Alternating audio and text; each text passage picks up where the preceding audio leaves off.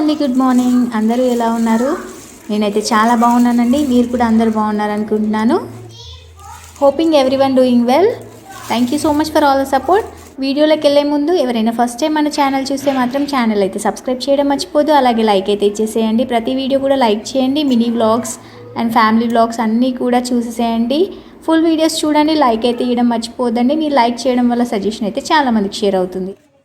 Sunday special అయితే chicken curry చేశానండి నేను. మీరు చూస్తున్నారు కదా, ఇంగ్రీడియంట్స్ అయితే వేసేస్తున్నాను. అల్లం, పసుపు, కారం, ఉప్పు అన్నీ అయితే వేసేస్తున్నానండి. ఆనియన్స్ 2 ఆనియన్స్ అయితే తీసుకున్నానండి హాఫ్ కేజీ చికెన్కి. లైట్గా కొంచెం ఆయిల్ కూడా వేసేస్తాను. అన్నీ అయితే బాగా కలిపేసుకోవాలండి. మసాలా కోసం అయితే నేను ఇంట్లోనే ప్రిపేర్ చేస్తాను ఎప్పుడు. మసాలా కోసం లవంగాలు, దాల్చిన చెక్క, బగారాకు అన్నీ అయితే అప్పటికప్పుడు ఫ్రెష్గా దంచేసి వేస్తానండి. చూస్తున్నారు కదా, అలా ఉంటుంది. కొంచెమే వేస్తాను.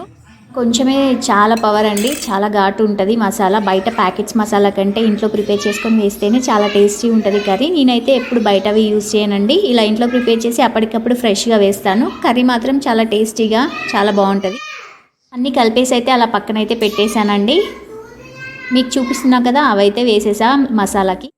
ఇప్పుడైతే ప్యాన్ పెట్టేసి ఆయిల్ అయితే వేసేస్తున్నానండి. ఆయిల్ అయితే కొంచెం ఎక్కువగా వేసుకుంటేనే ఫ్రై బాగా అయింది. ఫస్ట్ ఫ్రై చేశాక వాటర్ అయితే వేసుకోవాలి. నేనైతే అలా చేస్తాను, చూసేసేయండి. పోపులో కూడా ఇంగ్రీడియంట్స్ అయితే వేసేసుకున్నానండి. బగారాకు, లవంగాలు, దాల్చిన చెక్క అలా వేసేసి ఆయిల్ మంచిగా హీట్ అవ్వగానే చికెన్ కూడా వేసేసేయాలండి. చికెన్ వేసాక మంచిగా కలిపేసి ఫ్రై అవ్వనివ్వాలి. 10 to 15 minutes అయితే ఫ్రై చేస్తానండి నేను ఫస్ట్ ఆయిల్లో. మంచిగా ఫ్రై అయ్యాక మనకు తెలిసిపోద్ది. ఇంకా ఎవరైనా మన ఛానల్ కొత్తగా చూస్తే మాత్రం ఛానల్ అయితే సబ్స్క్రైబ్ చేయండి. అలాగే వీడియో కూడా లైక్ అయితే ఇచ్చేసేయండి. మీరు లైక్ చేయడం వల్ల సజెషన్ అయితే చాలా మందికి షేర్ అవుతుంది. So please give a like. Join membership అండి. సూపర్ స్టిక్కర్, సూపర్ చాట్స్ కూడా అవైలబుల్ ఉన్నాయి. చూస్తున్నారు కదా, ఆయిల్ అయితే పైకి వచ్చేస్తుంది. అలా మనకు పైకి వస్తే ఫ్రై బాగా అయినట్టండి. ఇంకా వాటర్ అయితే యాడ్ చేసేసుకోవచ్చు. వాటర్ యాడ్ చేసేసి మళ్ళీ 10 minutes ఉంచేస్తే చాలండి. ఆల్రెడీ ఫ్రై అయిపోయింది కాబట్టి తొందరగానే చికెన్ అనేది ఉడికిపోతుంది.